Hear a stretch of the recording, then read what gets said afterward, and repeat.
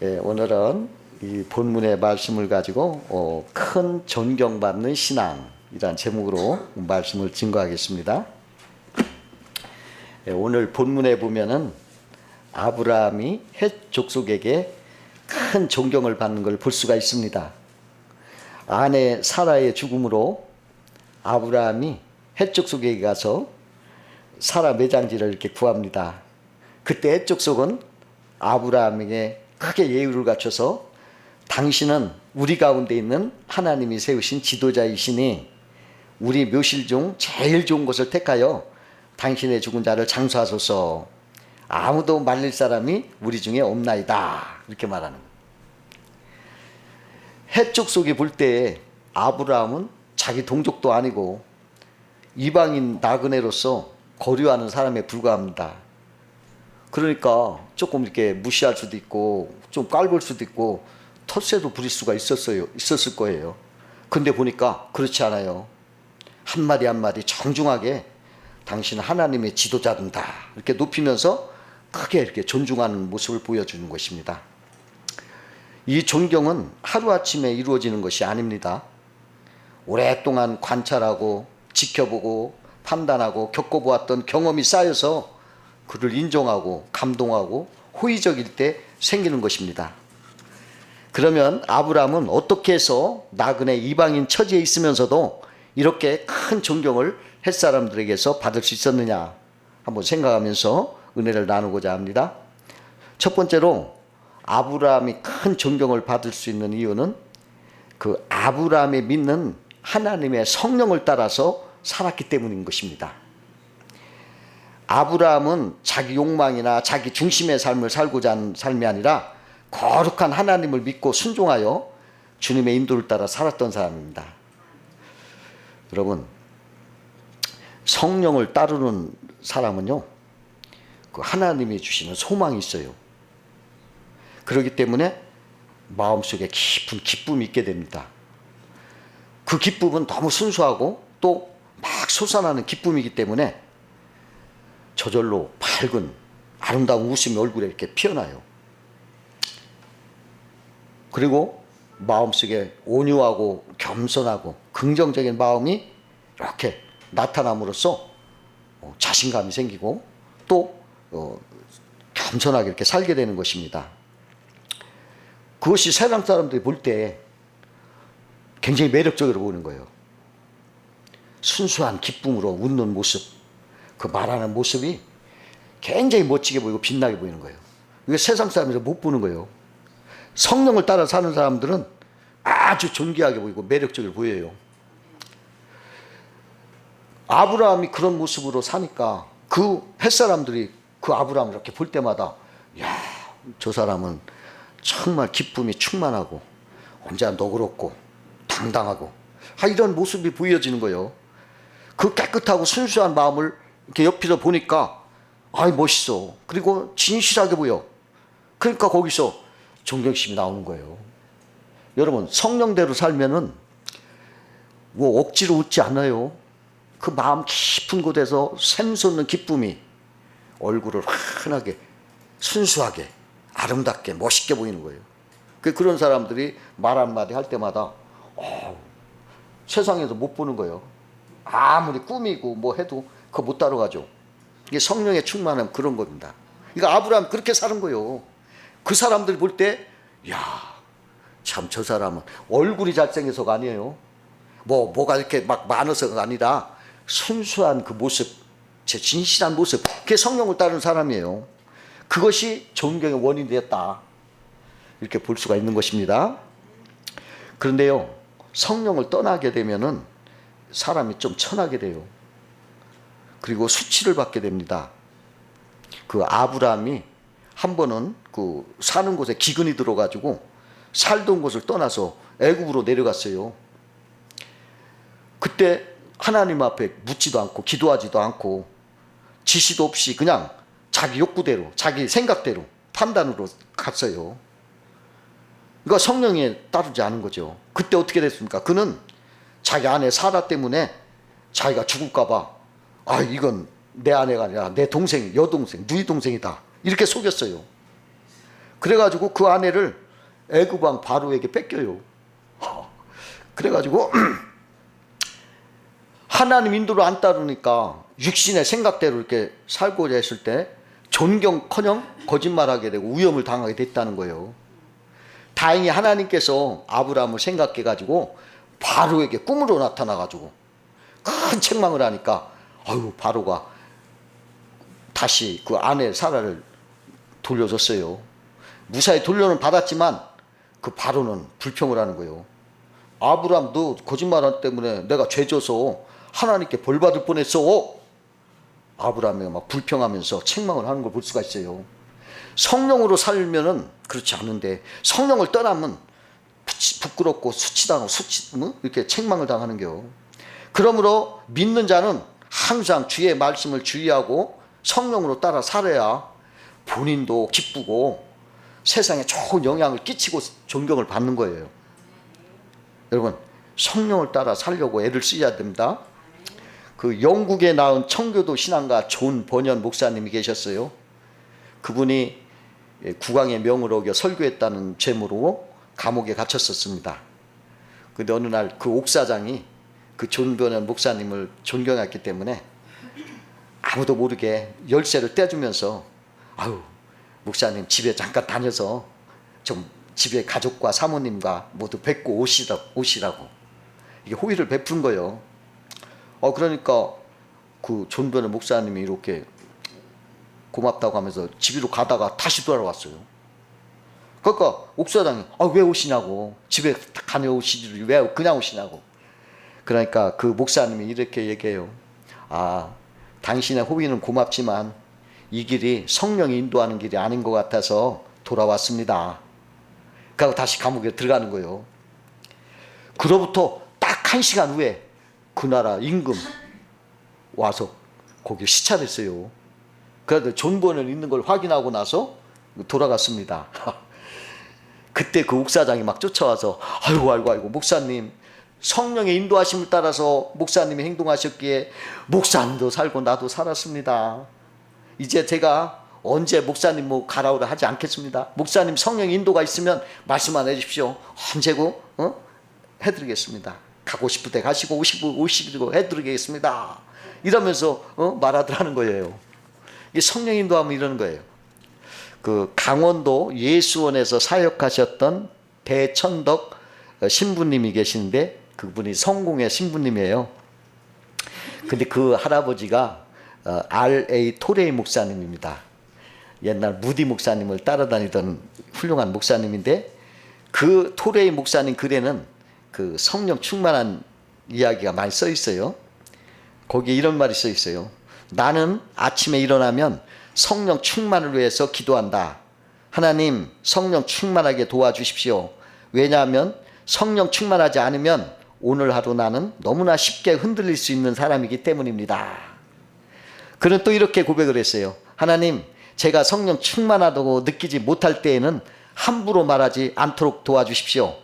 성령 충만하지 않을 때 말하면 실언이 되고 쉽게 사람들에게 상처를 주기 때문입니다.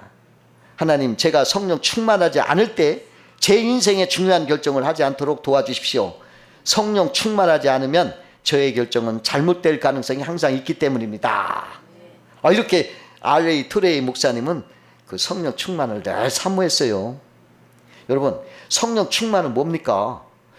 별거 아니에요. 주님을 사모하는 거예요. 주님을 바라보고 주님을 앙망하는 거예요. 그럼 성령이 충만해지는 거예요. 주의 말씀을 자꾸 사모하는 거예요. 주님을 바라보고 항상 주님을 생각하며 바라볼 때 성령이 충만해지고 여러분들 멋지게 될 수 있어요. 여러분들 그렇게 성령 충만해 멋지게 될 수 있어요? 주여, 주님, 주님만 생각하세요. 그러면 성령 충만하게 되는 거예요. 근데 주님을 떠나서 세상을 바라보고 세상을 앙망하면 실패하고 수치를 당한다는 거예요.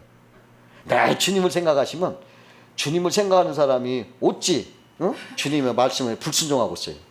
주님을 그리워하고 앙망하고 주님을 기다리고 주님을 생각하고 주님을 사모하고 성경 말씀을 다 꿀송이처럼 막 사모할 때 성령 충만한 거예요. 그게 뭐 다른 거 아니에요. 그거 성령 충만 그거예요. 아주 멋쟁이가 되는 것입니다. 두 번째로 아브라함이 크게 존경받은 이유는 근면 성실하게 살았기 때문이라는 거예요. 오늘 성경에 보면은 이 성경 말고 그 앞절에 보면 그 아브라함이 팠던 우물을 이삭이 다시 팠다는 기사가 종종 나와요. 성경에. 아브라함이 우물을 많이 팠다는 거예요. 근면 성실하게 그 우물을 많이 팔면 살았다는 것을 우리에게 알려주는 거예요. 그 아들 이삭이 블레셋에게 우물을 억울하게 많이 뺏깁니다. 그러나 이삭은 다투지 않고 늘 양보하면서 성실하고 근면하게 또다시 우물 파는 것을 성경에 볼 수가 있어요. 그것은 아버지 아브라함이 근면 성실하게 우물 파는 걸 본받은 거예요. 이삭도 근면 성실하게 우물 파는 것이라고 볼 수가 있는 것입니다. 만약에 아브라함이 근면 성실하게 우물을 파지 않고 우물 파는 거 귀찮고 그냥 힘드니까 전쟁을 해서 우물을 뺏었거나 또는 남의 우물을 탐내거나 했더라면 이삭도 그와 같이 배웠을 거 아닙니까? 그래서 블레셋이 자기 우물을 뺏으러 오면은 절대 양보하지 않았을 거예요. 이거 내 건데 왜 그러냐? 한번 전쟁을 하거나 남의 것을 빼앗으려고 했었을 것입니다. 그렇다면은 이삭이 하나님 복이 임하지 않았을 거예요. 그러나 아브라함이 꾸준히 그 생명을 살리는 우물을 판 거예요. 사람 죽이는 전쟁을 안 하고 생명을 살리는 우물을 꾸준히 우물을 파는 데 근면 성실했고 땀을 흘려서 정직하게 한결같은 그 모습으로 살았기 때문에 해족속이 바라볼 때 존경심이 생긴 거예요.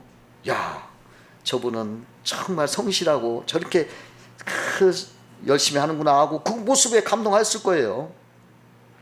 그리고 나서 그렇게 사는 아브라함에 하나님이 복을 주시니까 막 번성을 하고 잘 되고 하는 걸 보고서 야, 저 사람은 하나님이 함께하는 지도자구나.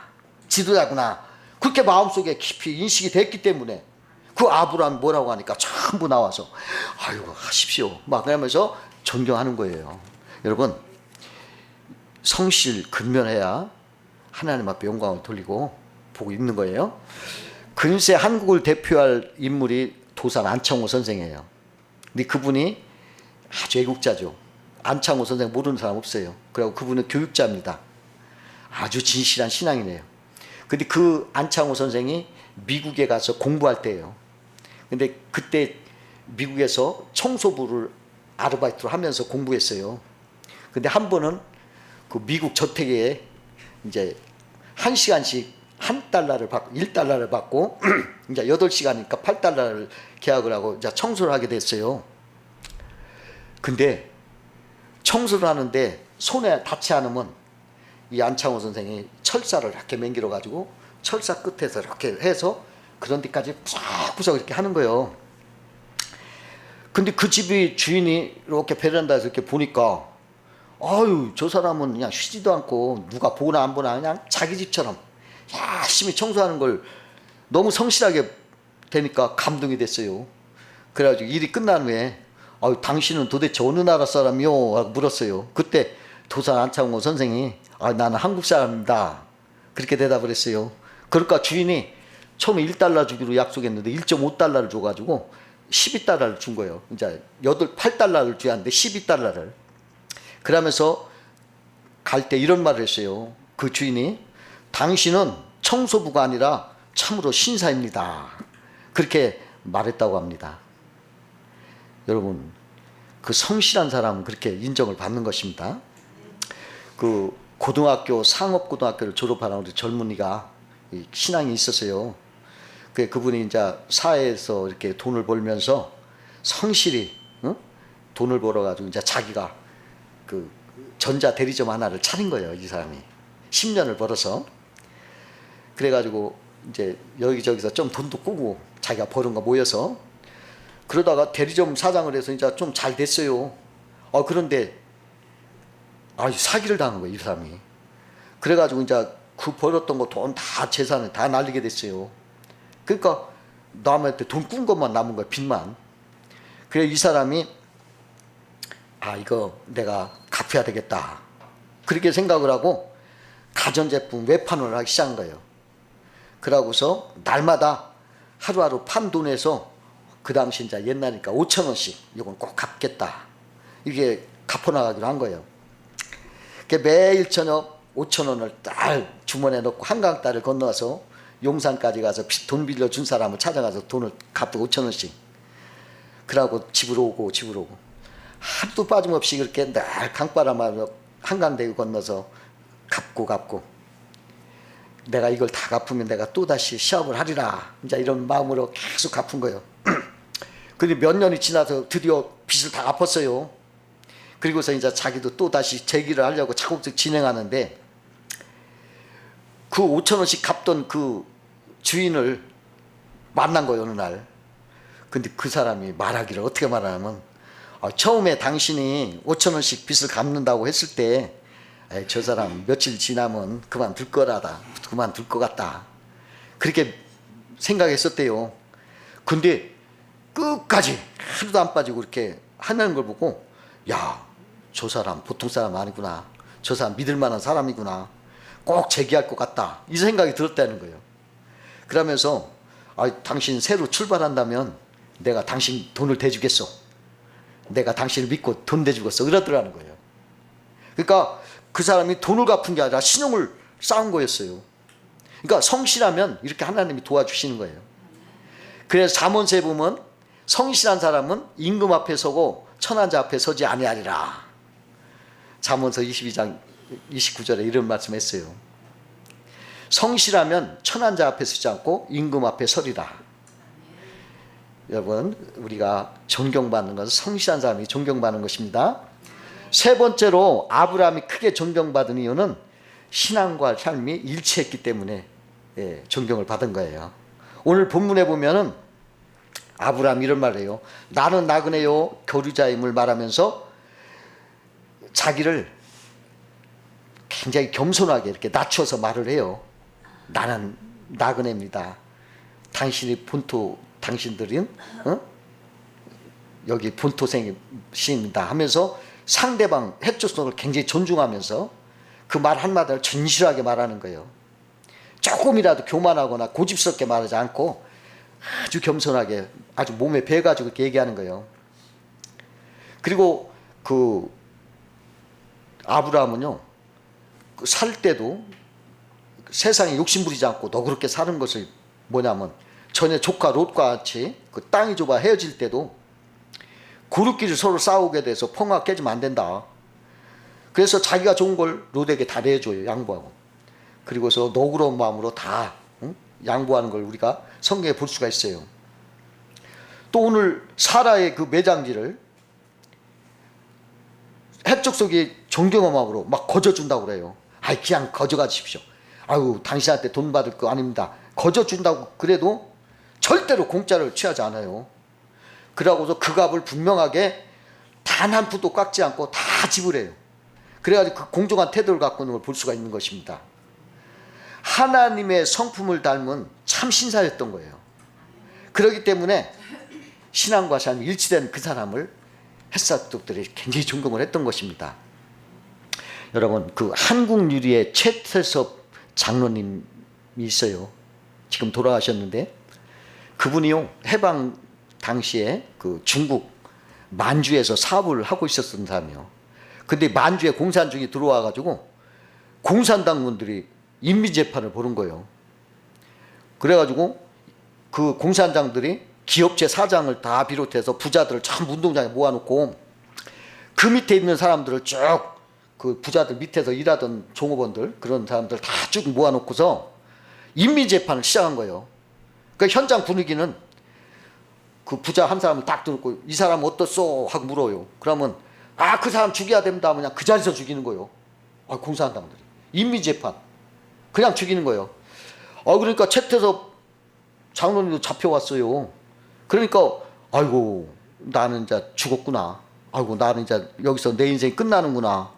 그 이제 최태섭 장로가 등단된 거예요. 순서가 돼서 딱 등단됐어. 이 사람 어떤 사람이요? 그러니까 군중도 입을 딱 다무는 거예요. 아무도 말을 안 해요. 근데 그때 한 중국인이 이렇게 입을 열어요.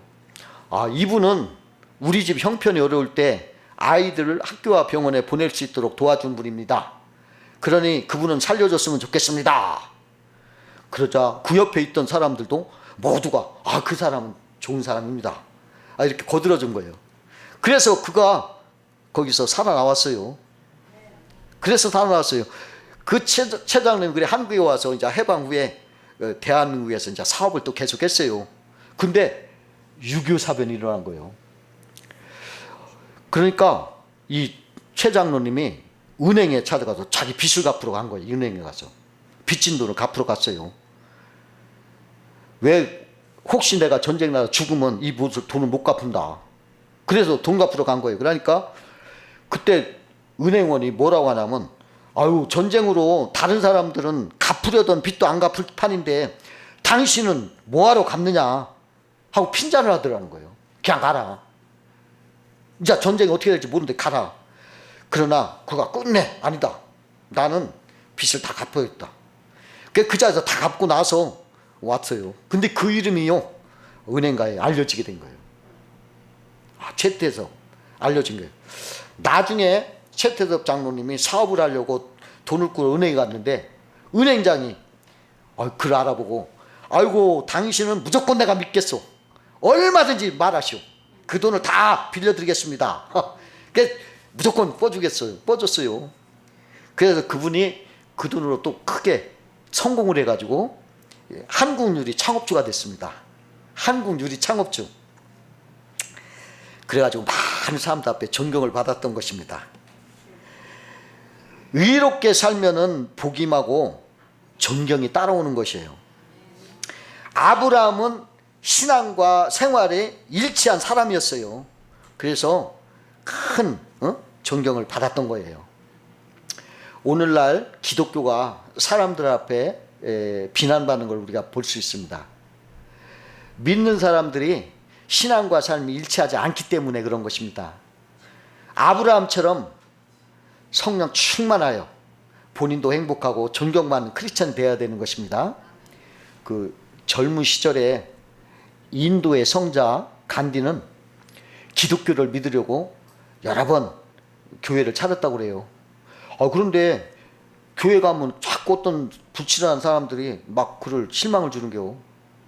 그러니까 교회 갔다가 믿으려고 하다가도 자꾸 그런 불친한 사람들이 이렇게 부당하게 자기를 하니까 실망을 여러 번 해가지고 결국 기독교를 믿지 못했다는 거예요. 그가 말하기를 어떻게 말하냐면 기독교는 좋으나 사람들이 나쁘다. 그런 말을 했어요.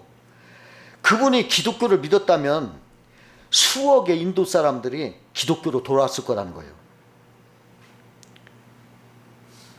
우리나라 박정희 대통령이 교회를 어릴 때 다녔었다고 그래요. 근데 그분이 왜 교회를 못 믿었냐면 이게 뭐 진짜인가 안 하자 들리는 소리. 그 박정희 대통령 어릴 때 교회 들어올 때 양말을 신고 들어오는데 양말에 막 비가 오는 날 물이 묻어가지고 때가 묻고 이렇게 하니까 선생님이 혼냈다는 겨. 왜 그렇게 했냐고. 그래서 그 다음부터 안 나왔대요. 그때 잘 이렇게 선생이 이렇게 받았으면 박정희 대통령도 예수 믿었으면 우리나라가 참 좋았을 뻔했죠. 신앙과 삶이 일치해야 돼요. 그래야 하나님께 영광 돌리고 진리를 모른 채 멸망해가는 영혼들 구해야 되는 것입니다. 우리들도 아브라함같이 하나님 모습을 닮은 그러한 신사다운 사람이 돼서 많은 사람을 구원하는 데 앞장서야 되겠습니다. 다 같이